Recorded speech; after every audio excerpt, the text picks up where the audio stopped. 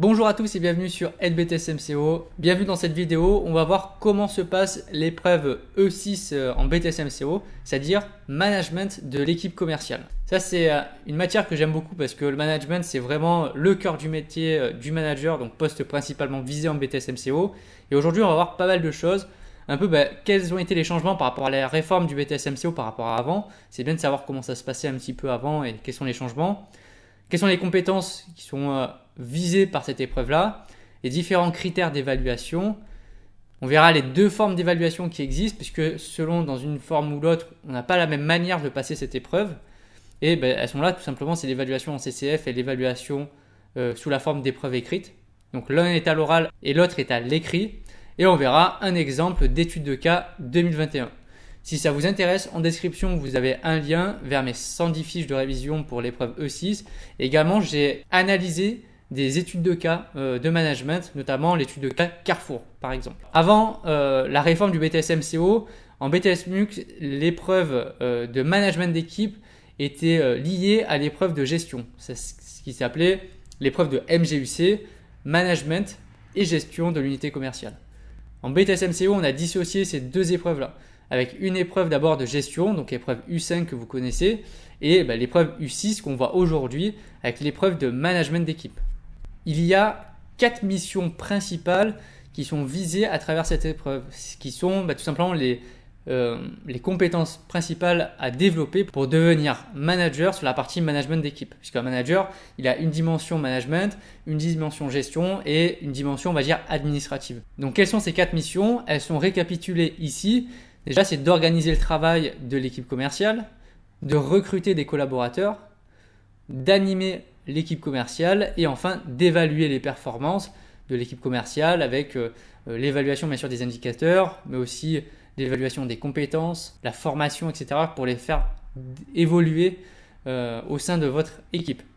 Donc ça, ce sont les 4 compétences principalement visées en management d'équipe. C'est bien de le savoir parce que ça permet aussi de vous concentrer sur ces missions et compétences qui peuvent ressortir du coup le jour de l'examen. Voici les différents critères d'évaluation qui vont être évalués pour votre épreuve U6. Pourquoi est-ce qu'on voit les critères d'évaluation et pourquoi est-ce que c'est important de les voir? C'est très simple. Si vous analysez qu'est-ce qui est évalué, forcément derrière vous allez trouver des idées de questions qu'on va vous poser parce que forcément on va vous poser des questions pour valider ces critères-là. Donc potentiellement toutes ces compétences-là, ces critères d'évaluation peuvent tomber le jour de l'examen. Donc il y a les contraintes légales et réglementaires, donc les contraintes légales par exemple pour faire des plannings, la répartition des tâches, les plannings, les informations utiles au travail de l'équipe sont transmises et expliquées.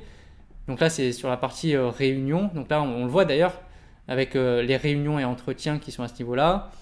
On en parle ici de recrutement et de nouveaux collaborateurs bien intégrés, donc de la partie intégration.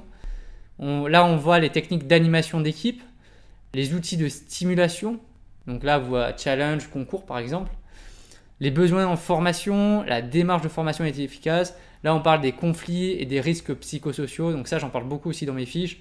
Donc ça, c'est une partie qu'on ne voyait pas trop avant en BTS MUC. Maintenant, on le voit en BTS MCO de manière plus intensive parce que ça fait partie du quotidien malheureusement. Et il faut savoir le gérer.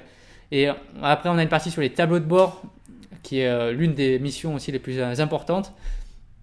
La mesure et l'analyse des performances individuelles et collectives, parce que vous êtes une équipe, donc des fois il faut aussi mettre des objectifs communs à tout le monde, à toute l'équipe. Les actions d'accompagnement sont efficaces et la communication est mise en œuvre au service de l'efficacité managériale. Donc là, on retrouve plein de compétences à maîtriser pour cette épreuve-là en BTS MCO. Il y a 2 formes d'évaluation pour cette épreuve. Soit vous êtes en contrôle en cours de formation, donc dans ce cas-là, vous êtes dans un établissement public, donc lycée ou établissement public, que vous soyez en initiale ou en alternance, votre évaluation se fera à l'oral avec des situations de management et vous le passerez avec votre professeur et vous le passerez dans votre établissement. Alors, comment ça se passe en fait? C'est en début d'année généralement, il va y avoir un communiqué où on va justement communiquer l'étude de cas qui va être étudiée cette année.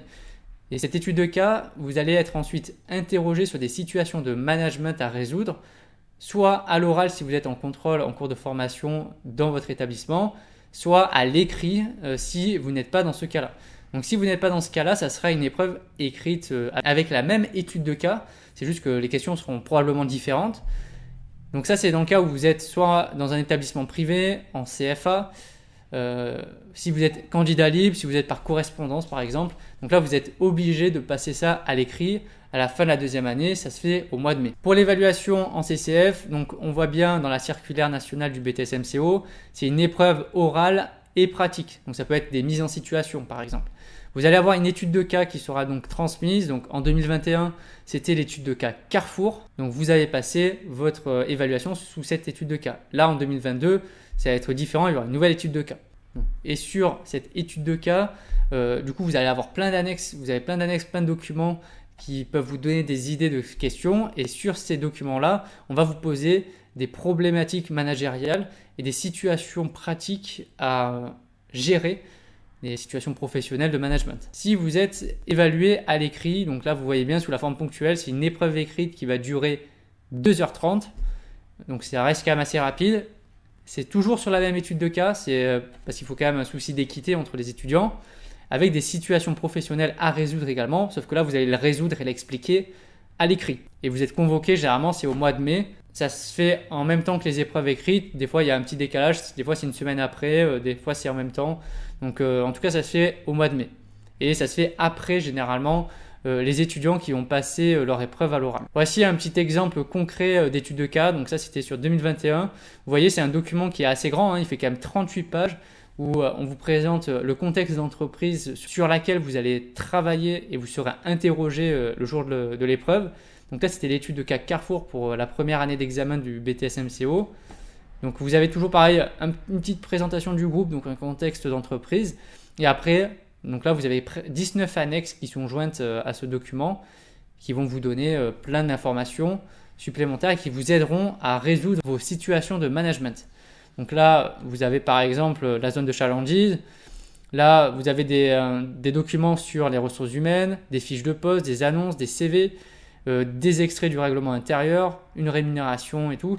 Donc quand on analyse un peu cette étude de cas, on peut trouver des idées de questions qu'on va nous poser. Donc voilà, on arrive à la fin de cette vidéo, j'espère qu'elle vous a plu. Ça a permis de mettre un peu le cadre à cette épreuve-là, puisque je reçois aussi pas mal de questions sur comment est-ce que ça se passe dans les épreuves. Les méthodologies sont importantes à respecter et plus on est préparé à ça, et moins on sera surpris le jour de l'examen. Il n'y a rien de pire que d'arriver le jour de l'examen et de découvrir comment est-ce que ça se passe à l'épreuve. Bon courage, bonne révision bien entendu, et puis on se retrouve très vite pour de nouvelles vidéos. Bye!